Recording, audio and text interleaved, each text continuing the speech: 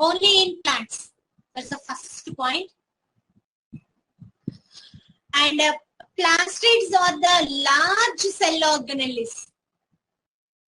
We are having several cell organelles like mitochondria, endoplasmic reticulum, Golgi complex, lysosomes like microbodies. So many other things are there, including nucleus, vacuoles, everything. But the large cell organelle are the plastids. Now we find plastids only in plants. And among plastids, you will have various types of plastids. Okay. Among the various types of plastids, the green color plastids are called chloroplast. Okay. The plastid word was given by scientist Haeckel. That is third by Haeckel. And chloroplast. And the division of plastids into various other types. You are having a green color plastids called chloroplast, colorless plastids, and you have pigmented plastids. We discuss all these things. Colorless plastids, pigmented plastids are different types of plastids. Colorless plastids are called leucoplasts. Pigmented plastids are called chromoplasts. Yes. You read all these things? Naisha?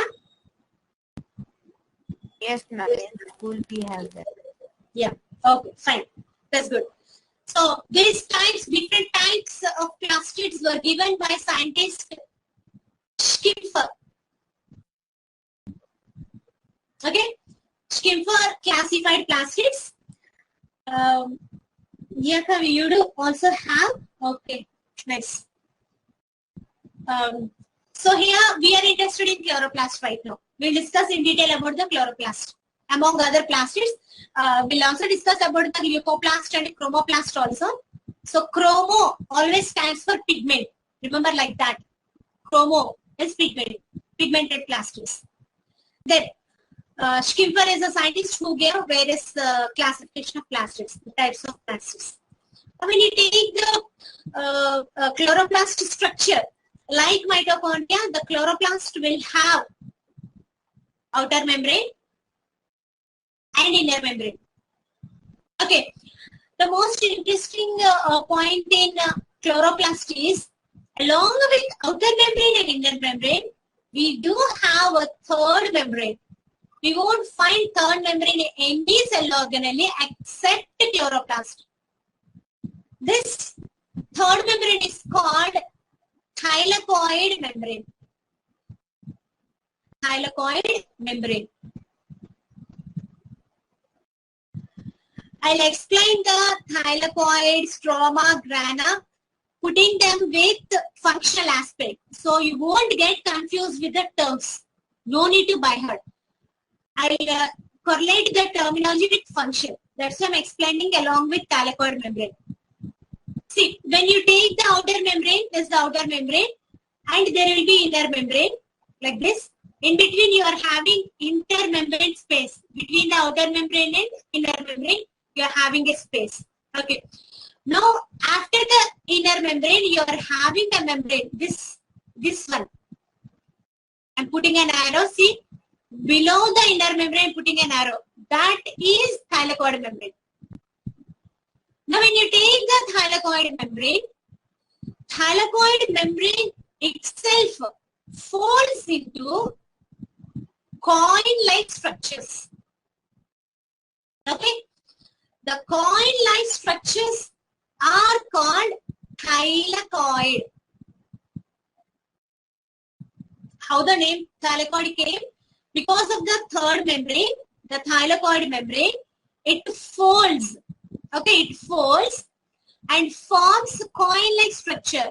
I'm just shadowing on the thylakoid label in the diagram. See, this is a coin-like structure.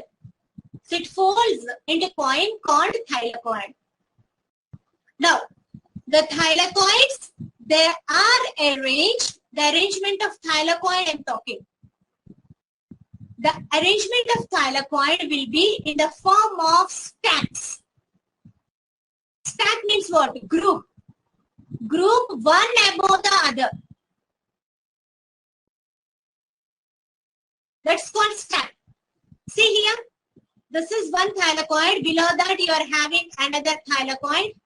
Under that you are having another thylakoid. Like that you are having thylakoids arrangement in stacks. Stack means what? Grouping or arrangement one above the other. So such stacks of thylakoids is called granum. See here, we are having thylakoids arranged in stacks, which is called granum. Granum is singular. Plural of which is grana. Fine. Now, when you take the thylakoid membrane, which is inner to inner membrane, this one. This thylakoid membrane is forming the whole thylakoids and granum. Okay. Now you have stacks of granum. You will be having various granum. Now see here, this is a granum. Okay, this is a granum. Both the grana, this granum and this granum, both the grana are connected by a network. A network called stroma lamellae. Lamellae stands for network. So this is called stroma lamellae. Okay, this granum is connected to another granum by stroma lamellae. See here also you are having grana, this grana connected by stroma lamellae. I'm shading on the label diagram. Okay, stroma lamellae. Why it's called lamellae? Because it's a network that joins grana. And stroma. Stroma is nothing but the fluid. Fluid inside chloroplast. So inside you'll be having fluid like matrix in case of mitochondria. The same way, the fluid inside the chloroplast is called stroma. So grana are joined along with each other through the fluid by network. That's why called stroma lamellae. In some books, they also give the word fret channel for stroma lamellae. Other name. Don't get confused. Fret channel. Okay, this is fret channel. Clear about the structure? Okay, so here we are having a third membrane cell organelle, only chloroplast. Remember that point. Then yeah, stroma is the fluid. Questions can be asked like matching.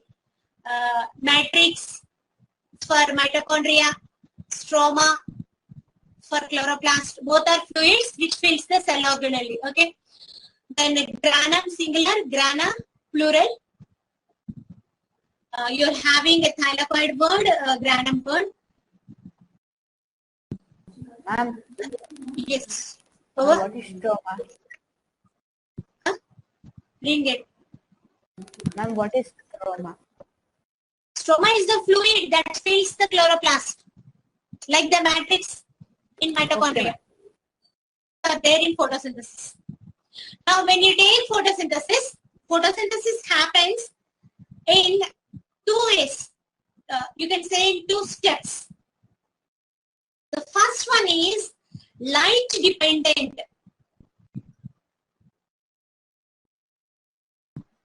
Light dependent reactions. Second one is light independent reactions. Okay, so the name, the reactions where we need light. Light is nothing but the sunlight over here.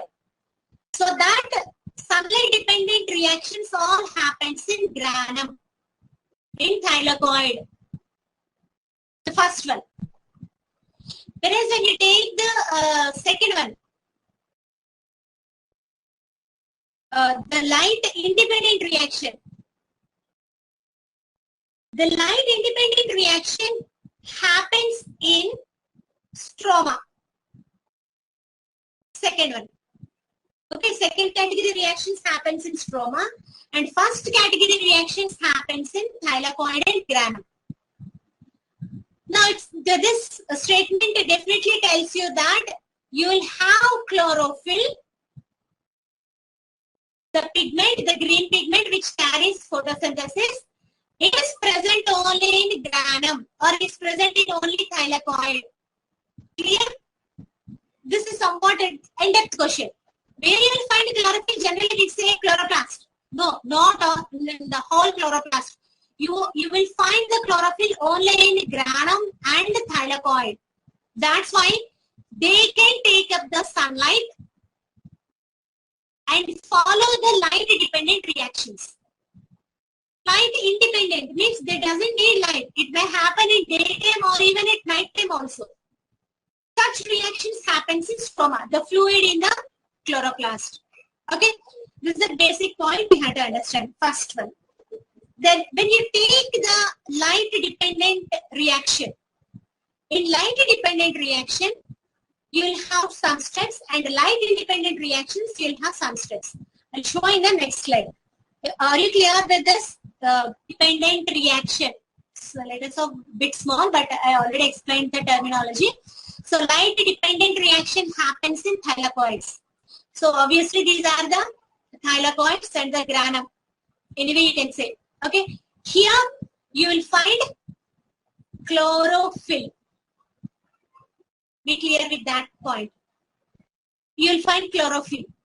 Now the chlorophyll are the molecules which will take up the sunlight. So the sunlight will be taken up by the granum or the thylakoid. And in thylakoid or granum, you are having some systems called photosystem 1 and photosystem 2. I underlined in the diagram and just writing over here. Photosystem 1, photosystem 2. Where you will find both of them? Both of them you will find in thylakoids. Okay. Now what is the function? Or you can say granum, thylakoids or granum, anything is okay. Now what is the function of these systems? When you are saying system, you will be having several components. I'm not going to discuss about all those components, but I'll give an introduction about the electron transport chain in mitochondrial cellular respiration. I use the word electron transport chain there. That I'll explain in detail here. Okay. Now when you take the electron transport chain, photosystem 1 and 2, both of these systems will have several molecules. Hypothetically, I am saying X1, X2, X3, something like this. Okay. Assume that X1 is a molecule of the system, photosystem 1, and this molecule will take up the light. Light always here means sunlight. Now once a molecule gets activated by taking up the sunlight, it will release electrons. Yeah, clear? Now electrons will be released from this molecule because of it taken up sunlight and it gets excited. And after excitation, you will get activation and molecule releases electrons. Now there is another component in this system called X2. Hypothetically, I gave the terms. Okay. Now these electrons will be received by this X2. And once the electron reaches X2, it also gets activated. Isn't it? Then this X2 will release some more electrons. These electrons will be received by another component in the system called X3. Now it also gets activated and it releases electrons. This process goes on. So that's called electron transport chain. The systems will find in thylakoids. Each system will have some components. If I tell all those components, you will get confused. Don't bother about the component names over here. You learn in next classes, higher classes, you learn all those things. Okay. Now here, hypothetically, I took X1, X2, X3. Now when once sunlight the thylakoids, isn't it? The thylakoids are are taking up the sunlight. And in thylakoids, you are having photosystem 1 and photosystem 2. System means we are having various molecules. Okay. Now all these molecules will take the sunlight one by one. The first molecule will take the sunlight and it gets activated, releases electrons. Those electrons will be taken up by next molecule. It gets activated and it also releases electrons. And this process goes on. It's like a chain reaction. Okay, in continuation.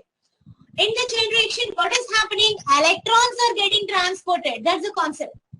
Okay, so that's why it's called electron transport chain. So during this process, photosystem 1 and photosystem 2 are involved in electron transport chain and releases ATP. See? Adenosine triphosphate will be released. So what is released in the light dependent reaction? Very, very basic question. Okay, don't bahat that. ATP will be released. How ATP released? That I explained over here. It's an electron transport chain. Happens in photosystem 1 and 2 within thylakoids. Okay. Along with ATP, another molecule is also gets released called NADPH. Now this I have to explain because you may get into misconception that energy currency is only ATP. No, some other molecules are also there which will give energy. NADPH. NADPH. Nicotinamide, adenosine, dinucleotide, phosphate. Here this terminology looks different, but you have to learn. Nicotinamide, adenosine, dinucleotide, phosphate, NADP. This is also released along with ATP, adenosine triphosphate. This already I gave. So here, the light dependent reaction released ATP and a molecule called NADPH. So we'll discuss about the NADPH now. Now, Calvin cycle, we already discussed. What is Calvin cycle? Calvin cycle is nothing but glucose will be fixed. End product glucose will be formed in photosynthesis, isn't it? That is called Calvin cycle. What will be taken up? CO2 will be taken up along with water. The basic equation of photosynthesis. And the enzyme involved is Rubisco. This all we discussed in the last class. Rubisco. Enzyme. Okay. Now when the carbon dioxide is taken along with water molecule, okay, the ATP and NADPH both are used by this enzyme Rubisco in light independent reaction. So here we don't need sunlight because sunlight is already used to produce ATP which you want for the reaction. So this light independent reaction may occur even at night. Clear? Even at night time also the light independent reaction occurs. That's why the name light independent reaction. Now what happens in light independent reaction? Simple. What we learned in Calvin cycle, that all happens in light independent reaction. What happens? The carbon dioxide will be taken in along with water molecules. Rubisco will act on it. Yes, I didn't get one. Ma'am, Rubisco will act on it. Rubisco will help in fixing. That's the enzyme. I'm writing the whole process over here. See, Rubisco is the enzyme. Rubisco is the enzyme. We are here. I'm circling in the diagram. See, Rubisco is the enzyme which will fix the carbon dioxide as glucose. Glucose is the end product. Glucose is the end product. See, follow the arrows. Okay, glucose is the end product, and meanwhile, what happens? ATP is used, NADPH is used. So the light dependent reaction whatever products are produced, they are used in light independent reaction. So both the reactions are interconnected. Now during the light independent reaction, glucose will be produced and oxygen will be released. This is what the Calvin cycle we read already. Okay. Now during this process, ADP will be released. Sunlight is taken up. Okay. By the photosystem 1 and 2. Along with electron transport chain, ATP is produced and NADPH is produced. So produced from light dependent reaction. Production happened. Now the produced ATP and NADPH molecules are used in light independent reactions, which occurs in stroma, not in thylakoids. Light dependent happens in thylakoids. Light independent happens in stroma, the fluid in the chloroplast, where Calvin cycle occurs. What is Calvin cycle? We discussed. Carbon dioxide will be taken in, water molecule will be taken in, and with the help of the enzyme Rubisco, end product is formed, that is glucose. During the formation of end product in Calvin cycle, ADP and NADP plus are produced. Here comes the connectivity. ATP, ADP. See, ATP, adenosine triphosphate. ADP, adenosine diphosphate. ATP is used and ADP is produced. Now earlier in mitochondrial cellular respiration, what I told, adenosine triphosphate will be there like this with 3 phosphorus groups. This is ATP. One of the bond between phosphate groups will be broken up. The chemical bond breaking, I said. This releases energy, isn't it? So that energy will be used for processes like Calvin cycle here example. Just connect the cellular respiration with Calvin cycle. You will understand how energy is released, how energy is produced and used. From ATP, energy is released by breaking up of one phosphate. When in triphosphate, one phosphate was removed, what will be left? Diphosphate. That is adenosine diphosphate, D. Got it? 2 phosphate groups will be remained. Like that from NADPH, H is removed and NADP is produced. This is how energy is used by breaking up of chemical bonds.